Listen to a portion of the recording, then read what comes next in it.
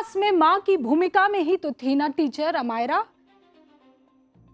उसका साथ तुम्हें मिलना चाहिए था। जब तुम क्लास से बाहर निकलने के लिए मुड़ गई, काश उसी वक्त मैं वहां होती और तुम्हें रोक लेती। उस क्लास से एक कदम भी आगे बढ़ने ना दिया होता, तुम्हारा हाथ पकड़ लिया होता, तुम्हें ना जाने दिया होता।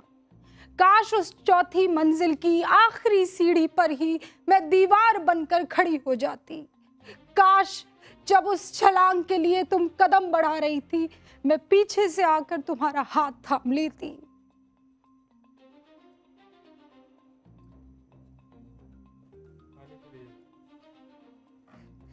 लेकिन हकीकत यह है कि सिर्फ काश है। किसी की रूह को ये झकझोर कर रख देने वाली हकीकत है। वो बच्ची चौथी मंजिल से कूद गई। उसके दिमाग में क्या चल रहा होगा ये सिर्फ वो जानती है। और ये सिर्फ एक बच्ची की मौत नहीं है, ये उस भरोसे की हत्या है जो एक बच्चा अपने स्कूल, अपने शिक्षक पर करता है, जो उस बच्ची के माँ बाप एक सिस्टम पर करते हैं, जो उनके बच्चों को सुरक्षा देने का वादा करता है। मैं आपको एक आंकड़ा देती क्योंकि ये तो दिल की बात थी। अब जरा आंकड़ों की बात हो जाए। 2024 में 18 साल और उससे कम उम्र के सुसाइड केसेस में 1071 बच्चे ऐसे थे जिन्होंने परीक्षा में फेल होने के बाद अपनी जान दे दी। 20 बच्चे ऐसे थे जिन्होंने समाज में इज्जत या मान सम्मान के नाम पर अपनी जान दे दी। कोएलिशन फॉर गुड स्कूल्स की रिपोर्ट के मुताबिक क्लास 6ठी से 12वीं के हर 100 में से लगभग 34 बच्चों ने बताया है कि उन्हें स्कूल में बुली किया जाता है। आंकड़ा रटिए,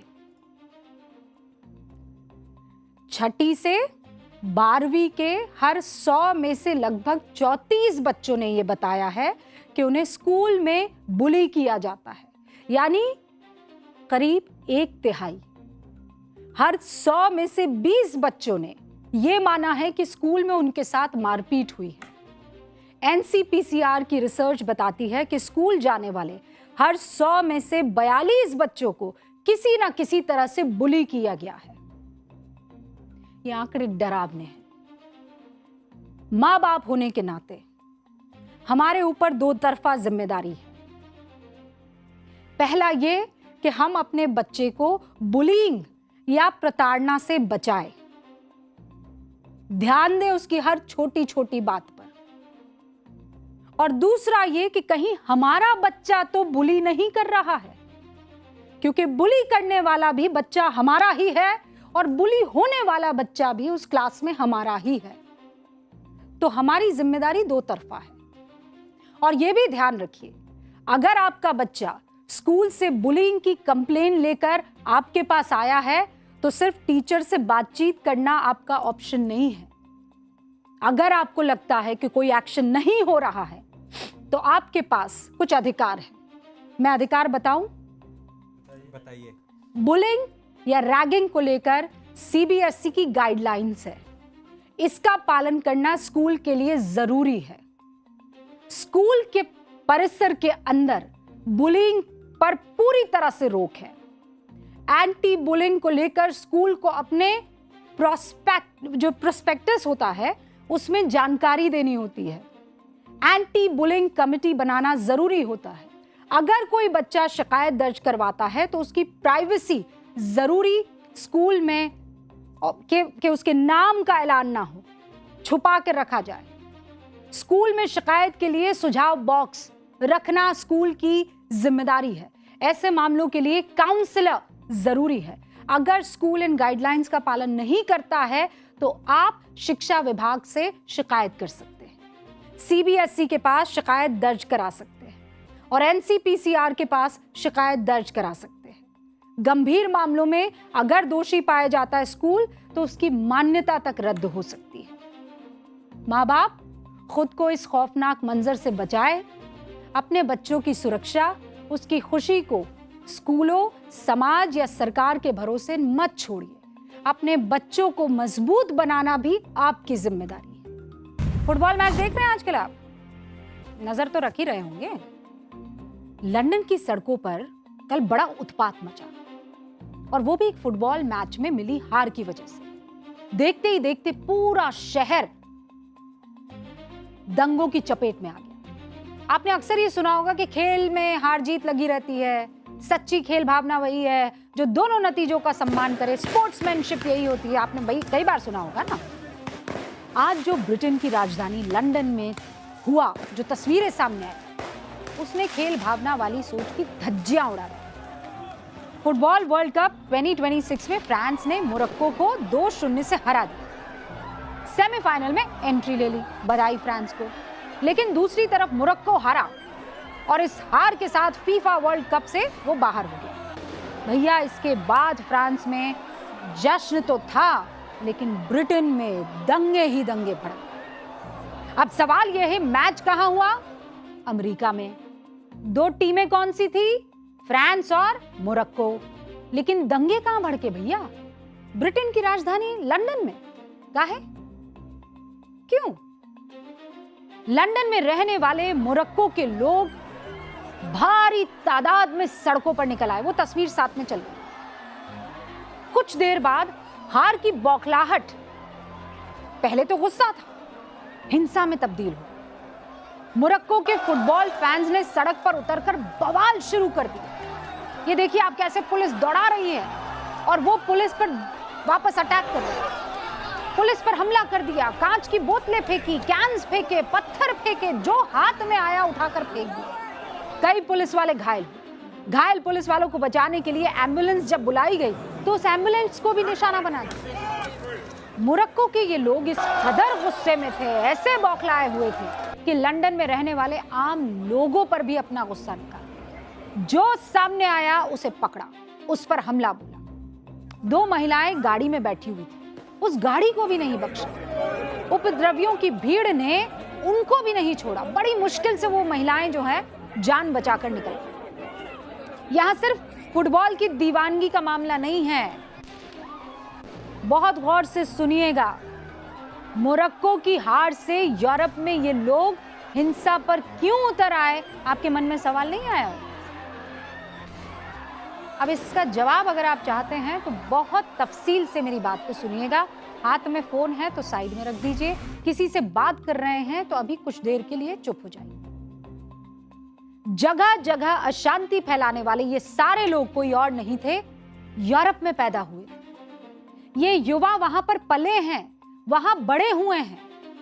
अब सवाल यह है कि अपने ही देश को कोई क्यों नुकसान पहुंचाएगा, वो भी किसी और देश की हार पर? इसका जवाब जानना चाहते हैं तो फिर इतिहास के पन्ने पलटने होंगे। शुरू करें? शुरू करें। ओके। ये जो उपद्रवी हैं जितने भी, इनके बारे में थोड़ा सा इतिहास जान लीजिए।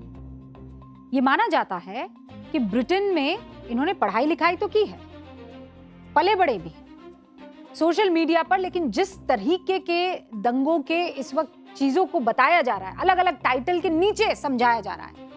एक टाइटल है Moroccan fans riots in London, यानी मोरक्कन के जितने भी फैन थे, उस टीम के जितने भी फैन थे, उन्होंने लंदन में दंगे कर दिए। कोई हेडलाइन कह रही है North African Muslims riot in London, यानी नॉर्थ अफ्रीका के मुसलमानों का दंगा हुआ लंदन में।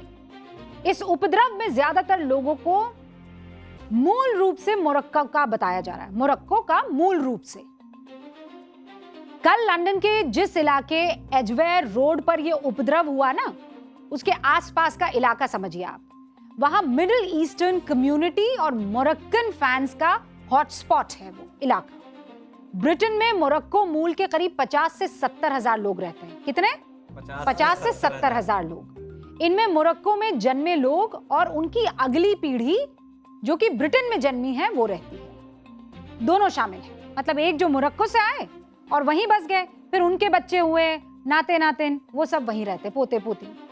इन्हें ब्रिटिश मोरक्कन्स कहा जाता है। इनमें सबसे ज्यादा लोग लंदन में ही रहते हैं और मोरक्को मूल के ज्यादातर लोग सुन्नी मुसलमान बताए जाते हैं जो इस्लाम को फॉलो करते हैं। कल जब ये लोग फुटबॉल मैच के बाद लंदन की सड़कों पर इकट्ठा होने लगे तो पुलिस को इस बात की भनक भी नहीं थी कि ये लोग इतना भड़क जाएंगे कि अपने ही शहर की कानून व्यवस्था को तहस नहस कर देंगे। इन तस्वीरों को देखकर सबसे बड़ी हैरानी इस बात की हो रही है कि ऐसा कोई क्यों करेगा। साल था 1960। ये 1960 के दशक की बात है।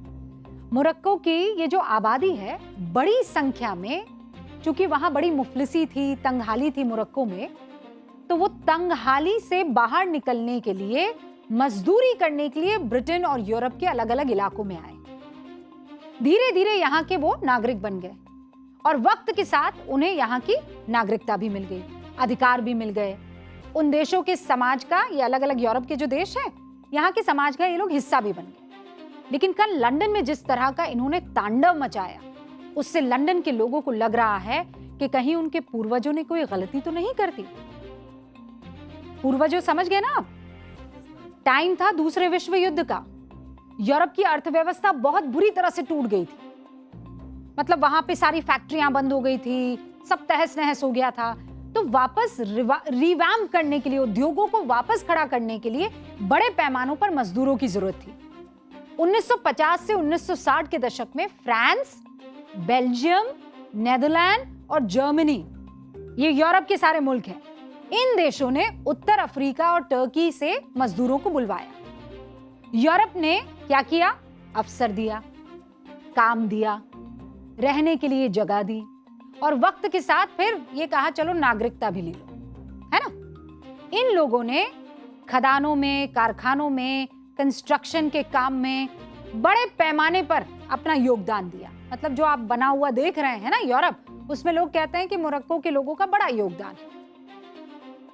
बड़ी अहम भूमिका निभाई है यूरोप को फिर से खड़ा होने में। तो वो तो थी पहली पीढ़ी जो मोरक्को से आई थी काम करने के लिए। फिर ये लोग यहीं रच बस गए, तो दूसरी पीढ़ी आई, तीसरी पीढ़ी आई, ये सब यूरोप में पैदा हुए हैं। मतलब यूरोप के स्कूलों में पढ़े हैं, यूरोप की भाषा बोलते हैं, यूरोप के नागरिक बने हैं। लेकिन एक मैच में हार के बाद सब भूल गए। हम लोग किराए के मकान में जब रहते हैं तो उसे अपना मकान मानकर रहते हैं ना।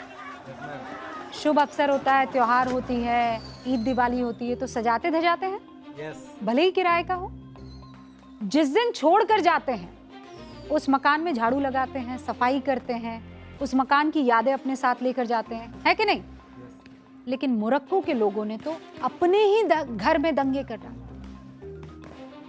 इसका एक ही मतलब है कि मोरक्को के ये लोग आज भी ब्रिटेन को अपना घर नहीं मानते। अलीजियंस इनकी कहीं और है। आज ब्रिटेन, फ्रांस, बेल्जियम और नेदरलैंड में लाखों लोग ऐसे हैं जिनकी जड़ें तो उत्तर अफ्रीका की हैं, लेकिन इनकी जिंदगी, इनका भविष्य, इनका अधिकार कहां से मिलता है? यूरोप से। मगर अपनी एंसेस्ट्रल आइडेंटिटी यानी पैतृक पहचान कहां से जोड़कर देखते हैं? मोरक्को से। जबकि यूरोप के लोग इन्हें मोरक्को का नहीं मानते, इन्हें अपना नागरिक मानते। आप देखिए, एक उदाहरण आपको देती हूं, आपको समझ में आ जाएगा। साल था 2022, फीफा वर्ल्ड कप का आयोजन होना था। मोरक्को की टीम का ऐलान हुआ। आपको पता है 26 में से 14 खिलाड़ी ऐसे थे जो यूरोप में पैदा हुए थे। स्पेन, फ्रांस, बेल्जियम, नेदरलैंड जैसे देशों में ये लोग पैदा हुए थे। और ये 14 खिलाड़ी, इनको ट्रेनिंग पता है कहां मिली थी? यूरोप में। यूरोप के सिस्टम ने इन खिलाड़ियों को तैयार किया। लेकिन जब इंटरनेशनल लेवल पर चुनने की बारी आई कि यूरोप को चुनेंगे कि मोरक्को को चुनेंगे, तो इन्होंने किसे चुना? मोरक्को को। फीफा में रिप्रेजेंट किया मोरक्को को। ये इनका अधिकार है। मतलब हम ऐसा नहीं कह रहे हैं कि नहीं करना चाहिए था, ये आपका अधिकार है, आप कर सकते हैं। किसी भी टीम को आप चुन सकते हैं। आप ये कह सकते हैं कि यूरोप में रहने वाले मोरक्कन ओरिजिन के जो युवा हैं, मोरक्कन टीम को चुनना उनके लिए भावना वाला मसला था। मतलब सोचिए, हिंदुस्तान छोड़कर कोई अगर मान लीजिए अमेरिका जाता है या फिर यूके जाता है या यूरोप में ही जाता है किसी मुल्क में, तो उसे अपनी भारत माता से तो प्यार रहेगा। ये तो किसी ने नहीं कहा कि नहीं होना चाहिए प्यार, पूर्वजों की जमीन रही है। लेकिन अगर मान लीजिए इंग्लैंड और इंडिया में मैच होता है और भारत, जैसे कल के मैच को देख लीजिए, हार जाता है, तो क्या वहां गया भारतीय दंगे करेगा? नहीं। इंग्लैंड में रहने वाला भारतीय चूंकि भारत हारा है तो अपने ही घर को नुकसान पहुंचाएगा? नहीं। ये कभी नहीं होगा। ये एक सच्चाई है। और मोरक्को के लोगों ने क्या किया? सफलता यूरोप की तरफ से मिली, भूमिका निर्णायक रही, लेकिन सबसे बड़ा मुद्दा क्या बन गया? हारा मोरक्को, गुस्सा निकला वहां यूके में। आप जिस देश में रहते हैं, जिस देश ने आपको उस मुकाम पर पहुंचाया है, आपने उसे रिप्रेजेंट करने की बजाय मोरक्को को क्यों चुना? और यह मुद्दा तब बन जाता है जब आप मोरक्को के फ्रांस से हार जाने पर अपनी ही जन्मभूमि को नुकसान पहुंचाने लगते हैं। आप एक सेकंड नहीं लगाते हैं। अधिकार आपको यूरोप ने दिया, सुरक्षा आपको यूरोप ने दी, और बदले में उसने मांगा क्या? यूरोप ने क्या मांगा बताइए? वफादारी मांगी, निष्ठा मांगी, कानून का सम्मान मांगा। और इन लोगों ने क्या दिया? दंगे, उपद्रव, हिंसा। क्या ये जायज है? ब्रिटेन में इस समय मोरक्को, पाकिस्तान समेत 19 मुस्लिम देशों के लोग रहते हैं, लेकिन अब ब्रिटेन के लोगों को इन मुस्लिम देशों से आए लोगों से बहुत सारी शिकायतें, ये मैं भावनात्मक रूप पर नहीं कह रही हूं, एक रिसर्च के आधार पर आपको कह रही हूं, और फिर कह रही हूं, ध्यान से सुनिएगा। इसी साल मार्च से मई के दौरान ब्रिटेन के 4000 से ज्यादा युवाओं पर एक सर्वे हुआ। ठीक है, 4000 से ज्यादा युवाओं। इस सर्वे का नाम भी पूरा पढ़ के बताती हूं आपको। Report Britain under strain, the broken social contract, democratic distrust and the main streaming of extremism. इसमें 42% ब्रिटिश लोगों को लगता है कि मुस्लिम प्रवासी ब्रिटेन से जुड़ाव महसूस नहीं करते, कनेक्ट नहीं करते। 55% मानते हैं कि डाइवर्सिटी यानी विविधता की वजह से ब्रिटेन की राष्ट्रीय पहचान मिट रही है। 33% लोग मानते हैं कि इन मुस्लिम प्रवासियों को वापस उनके देश भेज दिया जाए। और सबसे बड़ी हैरानी की बात जानते हैं क्या है? इस रिपोर्ट को पाकिस्तान मूल की एक मुस्लिम महिला, दोबारा वो दिखाइए जरा तस्वीर, ये महिला आपको दिखाई दे रही है? ये मुस्लिम महिला सारा खान है। मैं नहीं, हाँ, मैं मुस्लिम महिला रूबिका लियाकत हूं। ये मुस्लिम महिला सारा खान है। इन्होंने ये रिसर्च की है, जो यूके की पहली काउंटर एक्सट्रीमिज्म कमिश्नर के पद पर रह चुकी हैं। मोरक्को की हार के बाद लंदन में जो कुछ हुआ उसे लेकर ब्रिटेन में लोग बहुत आहत हैं, और इसीलिए कहा जा रहा है कि अगर आपका दिल किसी और मुल्क के साथ है तो सामान उठाइए और उसी देश में जाकर उसे महान बनाइए। कोई नहीं रोक रहा है आपको, कोई नहीं रोक रहा है। जाइए, मोरक्को को महान बनाइए, वहीं रहिए, मेहनत कीजिए, उस देश को महान बनाइए। लेकिन जो आपको महान बना रहा है, अगर उस देश को आप चोटिल कर रहे हैं तो फिर कोई पसंद नहीं करेगा।